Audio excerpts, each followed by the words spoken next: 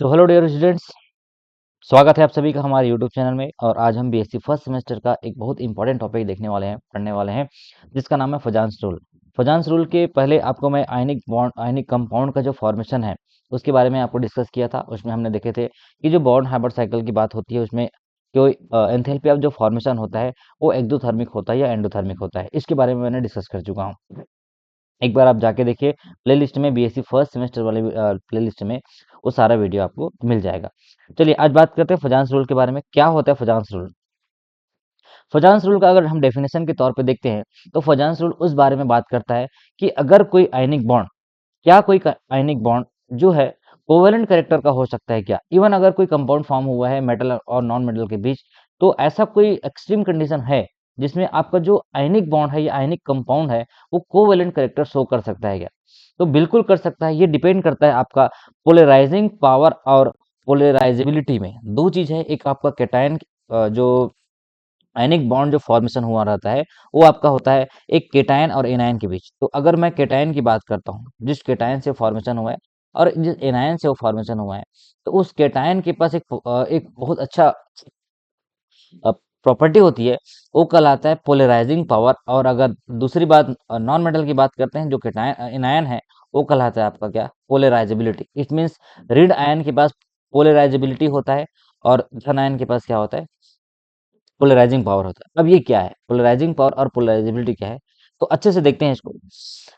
What is Fajans rule? What is Fajans rule बहुत important lecture है, इसको बिल्कुल भी स्किप मत कीजिएगा। एक बार आप समझ जाएंगे, दोबारा आपको बिल्कुल समझने की जरूरत नहीं पड़ेगा। तो देखिए फजांस रूल में एक जो बात आती है polarisation of the anions by cation. अब ये क्या है? यहाँ पे आपको दिख रहा होगा, मैं थोड़ा सा इसको इंडिकेट करके दिखाता हूँ। ये देखिए यहाँ पे आपको दिख रहा होगा, ये जो कैटायनिक चार्ज है वो एकदम सिमेट्रिकल है। उसके बाद जैसे ही ये एनायनिक चार्ज इसके पास आ रहा है, ये देखिए ये एनायनिक चार्ज इसके पास आ रहा है, अब ये क्या करेगा, इसके इफेक्टिव न्यूक्लियर चार्ज के प्रभाव से ये जो एनायनिक चार्ज है वो धीरे धीरे डिस्टॉर्शन फील होगा, डिस्टॉर्शन होना शुरू करेगा। यहाँ पे देखिए ये पोलराइज होना शुरू हो रहा है। एनायनिक चार्ज क्या हो रहा है, ये देखिए धीरे से ये अपना एनायन की तरफ, कैटायन की तरफ जा रहा है और एक ऐसा कंडीशन आएगा कि कंप्लीट पोलराइजेशन हो जाएगा और धीरे धीरे ये जो बॉन्ड है आपको एक तरीके से आयनिक बॉन्ड तो था पहले, लेकिन अभी आपको कैसे दिख रहा है, ये कोवेलेंट बॉन्ड टाइप आपको दिखना शुरू हो जाएगा। Covalent bond it means covalent character जो है इनिशियली धीरे धीरे धीरे धीरे आपका जब कंप्लीट बॉन्ड जो है कोवेलेंट कैरेक्टर में आ जाता है, तो आयनिक बॉन्ड का एक ऐसा एक्सट्रीम कंडीशन जिसमें वो आयनिक बॉन्ड कोवेलेंट बॉन्ड की तरह व्यवहार करने लगता है, ये कहलाता है या इस बारे में बात करता है Fajans rule. So Poisson's rule predict whether a chemical bond will be covalent और आयनिक। ये इस बात में निर्भर करता है कि कोई बॉन्ड जो है आयनिक बॉन्ड होगा या कोवेलेंट बॉन्ड होगा। अब एक बात करता है पोलराइजिंग पावर का। पोलराइजिंग पावर क्या है? ध्रुवणता जिसको हम बोलते हैं पोलराइजिंग पावर, कि कोई धन आयन किसी ऋण आयन को, किसी केटायन को कितना पोलराइज कर सकता है। It is the extent to which a cation can polarise an anion. एक धन आयन की क्षमता है, जो केटायन है उनकी पावर है, कितना वो सामने वाले जो एनायन उसके पास आ रहा है उसको क्या कर सकता है, वो पोलराइज कर सकता है, पहली बात। दूसरी चीज है it is proportional to charge density. जितना उसका चार्ज डेंसिटी रहेगा, जित higher will be the charge, smaller will be the size, ये हम पढ़े हैं। जितना ज्यादा चार्ज होगा, यहाँ पे देखिए एक चार्ज है, उसी तरीके दूसरा है, तीसरा है, चौथा है, जितना ज्यादा चार्ज डेंसिटी होगा वो क्या करेगा, उस एनायन को पोलराइज करेगा। और तीसरी बात है charge density is the ratio of charge to volume. Simple सी बात है, अगर वॉल्यूम कम रहता है तो चार्ज ज्यादा रहता है। इट मीन्स अगर एक लाइन में बोला जाए तो polarising power is directly proportional to charge density. जितना ज्यादा चार्ज डेंसिटी उतना ज्यादा पोलराइजिंग पावर उसके पास होगा। किसके पास? केटायन के पास। एक चीज नोट करिएगा, पोलराइजिंग पावर किसका होगा? केटायन का होगा। ध्यान से सुनिए, केटायन का। यहाँ पे एनायन की बात नहीं हो रहा है। अब आता है एनायन के बाद, जो आपका एनायनिक भाग है वो होता है पोलराइजेबिलिटी। अगर इसको हम ब्रेक करके देखें इस शब्द को, तो ये होता है पोलराइज होने की एबिलिटी। अगर ये देखो पोलराइज प्लस एबिलिटी, इससे क्या मिलके बना है ये पोलराइजेबिलिटी। तो ये होता है पोलराइज, कितना ज्यादा वो पोलराइज हो पा रहा है किसी केटायन के प्रभाव से, ये कहलाता है polarisability. It is the extent to which an ion can be polarised. अब ये क्या है, किसी एनायन की पोलराइज होने की जो एबिलिटी है, कितना हद तक कोई एनायन पोलराइज हो पा रहा है, ये कहलाता है आपका क्या, पोलराइजेबिलिटी। दूसरी चीज, it can also be called as the ease with which an ion can be polarise. इसको क्या बोल सकते हैं, जितनी आसानी से कोई एनायन पोलराइज हो रहा है किसी केटायन के प्रभाव से, वो उस बात पे निर्भर करता है कि उसका साइज, उसका चार्ज कैसा है। सिमिलरली अगर तीसरी बात हम देखते हैं, polarisation is the distortion of spherically symmetrical. यहाँ देखिए, ये इसका जो डिस्ट्रीब्यूशन था बिल्कुल स्पेरिकल था, ये जो माइनस चार्ज था। यहाँ पे क्या लिखा है, polarisation is the distortion of the spherically symmetrical electron cloud to an unsymmetrical cloud. यहाँ ये स्फेरिकल था, स्फेरिकल मतलब एकदम सिमेट्रिकल था, इसको कोई भी दिक्कत नहीं हो रहा था। लेकिन जैसे ही ये केटायन के प्रभाव में आया, ये अपना चार्ज डेंसिटी क्या कर दिया, अनसिमेट्रिकल कर दिया, और ये क्या हो गया, अपना जो इलेक्ट्रॉन क्लाउड को अनसिमेट्रिकली डिस्ट्रीब्यूट कर दिया। अब ये दो बातें सामने आती है फजांस रूल का, जो पोस्टुलेट कहलाता है फजांस रूल का। साइज ऑफ द आयन क्या होना चाहिए, अगर वो आयनिक करेक्टर से कोवेलेंट करेक्टर की तरफ जा रहा है, तो उसका जो केटायन का साइज है वो smaller the size of the cation and the larger the size of the anion. दो बातें हैं, धन आयन की साइज छोटा होना चाहिए और ऋण आयन की साइज क्या होना चाहिए, बड़ा होना चाहिए। इसका मतलब ये है कि if the smaller the if smaller will be the size of the cation and the larger will be the size of the cation, greater is the covalent character of the ionic bond. उस ionic bond में covalent character ज्यादा होगा। पहली बात note करके रखिए, note it down. क्या बोला मैं, smaller the size of the cation, इसका मतलब धन आयन की त्रिज्या चाहिए और ऋण आयन की त्रिज्या क्या होनी चाहिए, ज्यादा होनी चाहिए। तो इस तरीके से greater the covalency character of the ionic. दूसरी बात, the charge of the cation, greater the charge of the cation, greater is the covalent character of the ionic bond. बिल्कुल सही बात है, ज्यादा चार्ज होगा साइज कम होगा। और पहली लाइन में ये भी बोला है हमने, smaller the size of the cation, the larger the size of the anion. Clear यहाँ तक। इसका मतलब ये है कि फजांस रूल जो है किसी आयनिक बॉन्ड में कोवेलेंट कैरेक्टर को क्या कैसे आता है, उसको ये बात करते हैं। नाउ अब उसका एग्जांपल देख लेते हैं। Arrange the following according to the increasing order of covalency. अब आपके पास चार आयन है, एक सोडियम फ्लोराइड है, सोडियम क्लोराइड, सोडियम ब्रोमाइड और सोडियम आयोनाइड। आपको पूछा जा रहा है कि किसमें कोवेलेंट कैरेक्टर ज्यादा होगा इन चारों में। तो हम सबसे पहले अपना फैक्टर्स लगाएंगे। कौन सा वाला फैक्टर लगाएंगे, केटायन वाला। अब आप देखेंगे यहाँ पे ध्यान से देखेंगे तो सारे ऑप्शन में आपका जो केटायन है, ये आपका ए भी केटायन है, ये केटायन है, ये केटायन है और ये केटायन, तो सब में क्या है, सेम है। सो कंपेयर किसको करेंगे, हम लोग एनायन को कंपेयर करेंगे, क्योंकि कैटायन तो सेम है। अब जो चीज सेम है उससे हम आंसर नहीं निकाल सकते। सो अगर हम बात करते हैं इसमें, तो आयोडीन का साइज और ब्रोमियम का साइज में ऐसा आता है, फिर कल बाहर आई आंटी, ऐसे याद कराया था आपको। तो फ्लोरीन, क्लोरीन, ब्रोमीन, आयोडीन, एस्टेटिन, तो जब नीचे आते हैं तो साइज क्या होता है, इंक्रीज होता है। तो यहाँ पे देखिए आयोडीन का साइज क्या हो रहा है, आयोडीन का साइज यहाँ पे बड़ा हुआ है, सबसे बड़ा ये आयोडीन का साइज सबसे बड़ा है। अब सबसे बड़ा होने की वजह से अभी आपको क्या बताया हूँ, पोजांस रूल क्या बोलता है, पोजांस रूल ये बोलता है कि greater the charge of the cation और larger the size of the anion. तो साइज ज्यादा होगा किसका, एनायन का। तो आयोडीन का साइज बहुत बड़ा है, इसलिए आपका सोडियम आयोडाइड में कोवैलेंसी कैरेक्टर ज्यादा होगा रेदर देन तुम्हारा सोडियम फ्लोराइड। इसका मतलब सोडियम फ्लोराइड आयनिक कंपाउंड हो सकता है, ये सोडियम क्लोराइड आयनिक कंपाउंड है, सोडियम ब्रोमाइड आयनिक हो सकता है, लेकिन सोडियम आयोडाइड जो है ज्यादा कोवेलेंट कैरेक्टर क्या करता है, कैरी करता है। क्लियर है बच्चों, यहाँ तक समझ आया। अब दूसरी बात, अगर हमारे पास एक ऐसा एग्जाम्पल है जिसमें आपका जो एनायन सेम है, यहाँ देखिए, यहाँ fluorine, sodium fluoride, potassium fluoride, rubidium fluoride और आपका सीजियम फ्लोराइड। अब बात किसमें करेंगे हम बात करेंगे इसके केटायनिक पार्ट में। So here the anion is the same, so we compare with the cation. Now smaller the cation more is the covalency. बात ध्यान से देखना, इसमें उल्टा होता है, स्मॉलर द केटायन, धनायन की त्रिज्या क्या होनी चाहिए, छोटी होनी चाहिए कोवेलेंट कैरेक्टर के लिए। So therefore the order is for it lithium fluoride is the more covalent character. यहाँ देखिए लिथियम फ्लोराइड क्या है आपका, मोर कोवेलेंट करेक्टर है, और सीजियम फ्लोराइड जो है आपका आयनिक करेक्टर है यहाँ। क्यों, क्योंकि इसमें क्या होना चाहिए, साइज जो है धनायन का छोटा होना चाहिए, cation size should be less, या आपका स्मॉलर होना चाहिए कैटायन के केस में। So therefore what is the order? Caesium fluoride, rubidium fluoride, potassium fluoride, sodium fluoride और लिथियम फ्लोराइड में ये आपका कोवैलेंसी कैरेक्टर जो है ज़्यादा रखता है आपका लिथियम फ्लोराइड। सो इस तरीके से आप निकाल सकते हैं, ठीक है। ऑर्डर है आपका, 2 क्वेश्चन है। आपकी किताब में बहुत सारे और क्वेश्चन दिए होंगे, फैक्टर्स इफेक्टिव में बात करूँगा उसके और आगे आगे।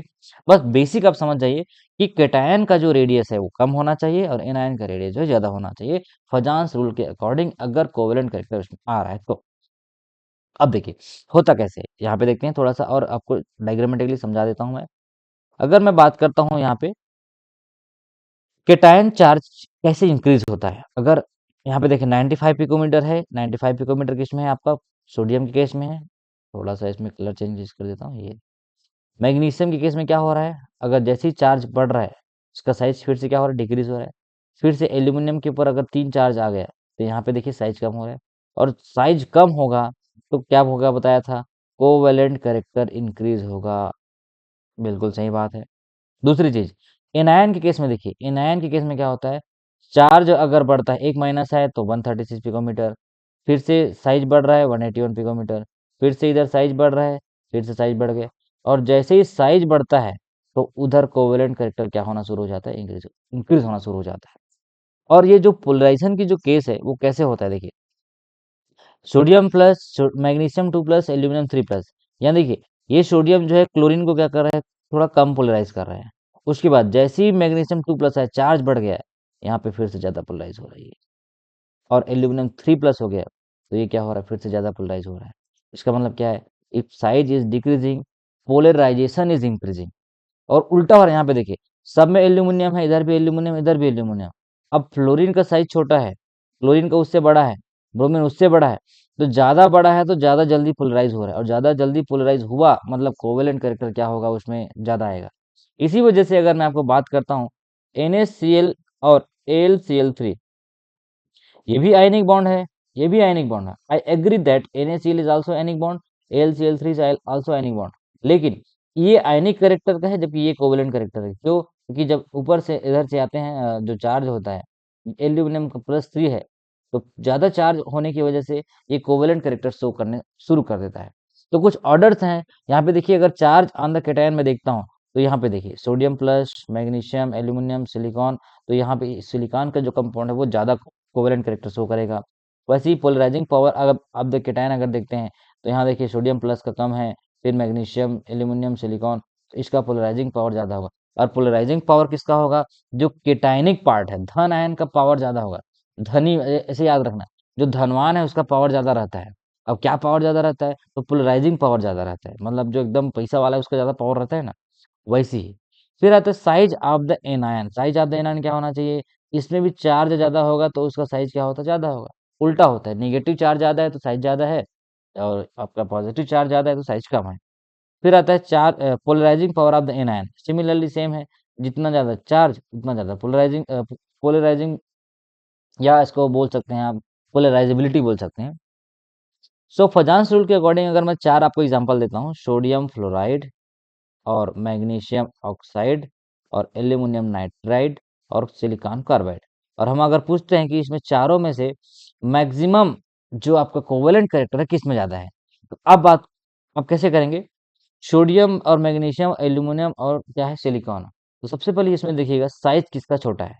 अगर आप इधर जाते हैं, boron, carbon, nitrogen, oxygen, fluorine, neon, इस तरीके से आएंगे, तो आपका ये कितना है, आपका 11 है, ये 12 एटॉमिक नंबर, ये 13, ये 14, तो ये 14 अगर एटॉमिक नंबर है तो लेफ्ट टू राइट जाते हैं तो साइज क्या होता है, कम होता है। तो लेफ्ट टू राइट जाने से क्या होता है, साइज कम होता है। इसका मतलब यह है सिलिकॉन में आपका साइज जो है कम है। और केटायन के केस में क्या होता है, साइज जो लेफ्ट साइड रहता है, जो लेफ्ट साइड रहता है इधर रहता है उसका साइज बड़ा होता है।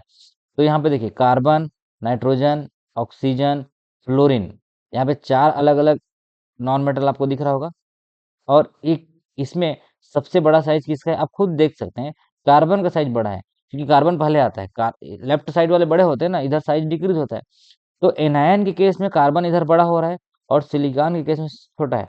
अगर आप सोडियम के केस में देखेंगे तो सोडियम क्या है, सोडियम वैसे भी साइज में क्या है, बड़ा है, अगर आप देखते हैं एस ब्लॉक में सिलिकॉन से तो बड़ा है ना, उसी तरीके से आपका मैग्नीशियम मैग्नीशियम जो है इससे जरूर बड़ा है, इससे सोडियम से। और बड़ा है मतलब इसका कैटायनिक रेडियस क्या होगा, जो पावर है वो कम होगा, क्योंकि हमको यहाँ पे क्या चाहिए, यहाँ पे हमको क्या चाहिए, size of the cation case में ये देखिए ये। तो सिलिकॉन के ऊपर जो 4+ है ये बताता है इसका साइज बहुत छोटा है, इस वजह से आपका मैक्सिमम किस में होगा, सिलिकॉन कार्बाइड या सिलिकॉन कार्बाइड। चलिए ये हो गया। अब नाउ कुछ फैक्टर्स अफेक्टिंग देख सकते हैं, क्या क्या फैक्टर है जो कोवेलेंट कैरेक्टर को इंक्रीज करता है। तो सेम वही चीज है, मैं आपको बता चुका हूँ, स्मॉल कैटायन होना चाहिए, हाई पोलराइजिंग पावर होता है। तो a small cation has a high charge density and can attract distort the electron cloud of the anion more strongly. तो यहाँ देखिए एल्यूमिनियम का ज्यादा है, फिर आपका मैग्नीशियम, फिर आपका सोडियम। उसके बाद आता है लार्ज एनायन। लार्ज एनायन के लिए क्या होना चाहिए, आपका साइज बड़ा होना चाहिए। तो आयोडीन का साइज बड़ा है, फिर ब्रोमियम, फिर ब्रोमीन, फिर आपका fluorine. So more covalent character as ionic size increases. फिर थर्ड चीज है, higher the charge on the cation is stronger the polarisation. So higher positive charge pulls electron more strongly increasing covalent character. Example के लिए देखिए, AlCl3 is covalent character but NaCl is ionic character. So इस बात पे ये depend करता है कि आपका जो पोलराइजिंग पावर और पोलराइजिंग एबिलिटी जो है। एक समरी टेबल आपके लिए देखिए रखा हूं मैं यहाँ पे। केटायन साइज अगर स्मॉल है, इसका मतलब क्या है, इंक्रीज कोवेलेंसी। अगर केटायन चार्ज अगर हायर है इसका मतलब क्या है, इंक्रीज कोवेलेंसी। एनायन का साइज अगर लार्ज है तो ये फिर से कोवेलेंसी करेक्टर बढ़ेगा। और आपका एनायनिक चार्ज अगर हायर है तो आपका इंक्रीज कोवेलेंसी। इन चारों केस में आपको क्या करना है, कोवेलेंट करेक्टर को देखना है और कौन से में ज्यादा हो रहा है।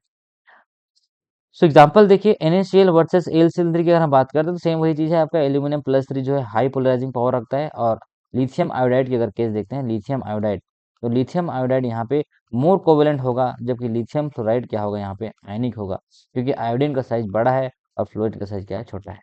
तो इस बात पे डिपेंड करता है आयन का साइज कैसा है, छोटा है बड़ा है। ठीक है, चलिए यहाँ तक तो हो गया फजांस रूल के बारे में टोटल कंप्लीट बात। अब आपकी बुक में कोई एग्जांपल्स होंगे तो उसको करिएगा। इसमें कुछ ऑक्साइड या बेसिक ऑक्साइड के बारे एग्जांपल भी आता है। लास्ट ईयर में का मैं प्रीवियस ईयर का क्वेश्चन आपको दिखाऊं, बेसिक फर्स्ट ईयर का, उसमें एक क्वेश्चन पूछा गया था कि लिथियम फ्लोराइड जो है, यहाँ ये दिखा है, ये क्वेश्चन आया था आपका। अब देखिए जाके देख सकते हैं, प्रीवियस ईयर का बिल्कुल आपको दिया हुआ है। लिथियम फ्लोराइड का जो कॉन्सेप्ट है, क्वेश्चन है, वो आयनिक है, जबकि लिथियम आयोडाइड आयोडीन जो है कोवेलेंट है। क्यों? अब आपको मैं साफ चीज बता चुका हूँ क्यों है। तो आयोडीन जो है लार्जर होता है इस केस में, और ये मोर पोलराइजेबल होता है किसके केस में, लिथियम आयोडाइड के केस में, इसलिए ये कोवेलेंट करेक्टर शो करता है। ये क्वेश्चन आया हुआ है, आप देख सकते हैं जाके।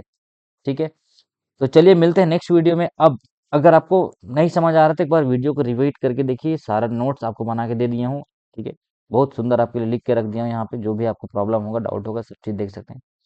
नेक्स्ट बात करेंगे अब VSAPR थ्योरी के बारे में। आपका नेक्स्ट टॉपिक है केमिकल बॉन्डिंग का दूसरा पार्ट जो है वैलेंस बॉन्ड थ्योरी। उसमें हम पढ़ेंगे हाइब्रिडाइजेशन और उसमें MOT के बारे में भी बात करेंगे। ठीक है, चलिए तब तक के लिए अगर आपको वीडियो अच्छा लगा शेयर कर दीजिए, सो दैट कि जितने भी इंग्लिश मीडियम के बच्चे हैं, और ये वीडियो जो है हिंदी मीडियम और as well as Hindi medium English medium दोनों के लिए एप्लीकेबल है। आप बस हिंदी की नोट्स देख लीजिए, आपकी जो बुक में होगा उसको आप देखते चलिए, लेकिन एक्सप्लेन पूरा आपको हिंदी में ही किया हूँ।